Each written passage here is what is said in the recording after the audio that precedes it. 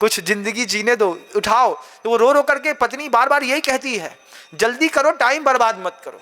घर की नार बहुत हित जासो, रहत सदा अंग लागी, जब ही हंस तजी यह काया, प्रेत प्रेत कह भागी। ऐसे भागते हैं लोग, तो हम सोचते हैं कि कोई हमारा अपना है। ये सब भ्रम की चीजें हैं बंधु।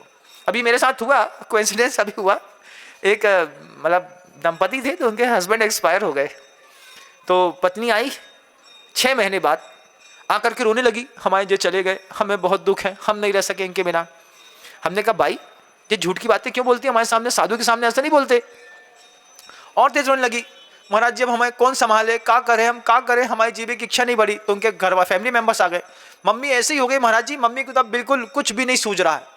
हमने कहा जैसे फालतू की बातें हैं, अगर तुमको तुम्हारे पति के जाने का गम होता तो तुम हेयर की डाई नहीं लगाती भैया, तुम डाई तो पूरी लगा के आई हो और तुम रो रही हो पति के नाम पे, तो झूठ तो नहीं बोलो। अब तुम झूठ बोल, तुम्हारा झूठ तुम्हारे बालों से पकड़ गया। हमने कहा 6 महीने पहले अगर इस महिला ने डाई लगाई होती तो अभी तक तो पूरे सफेद दिख रहे होते। तो पूरी लगा करके कंप्लीटली होकर के आई और फिर रोने लगी। तो ये जो इमोशंस के साथ आदमी को जीने की आदत है ना, इससे भी बचना पड़ेगा। ये भी हमारे परिवार के लिए घातक है। इन सब चीज़ों के साथ संवाद को चूंकि विराम इसलिए दूंगा कि समय हो गया।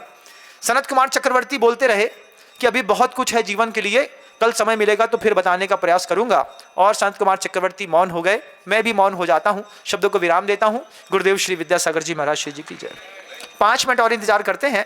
कुछ महानुभावों ने सर्वतोभद्र जिनालय से जुड़ने का जो एक अपना सौभाग्य प्राप्त किया है, उन पुण्यार्जक परिवारों का देवोदय परिवार सम्मान करना चाहता है। वे सभी यहाँ पर आए।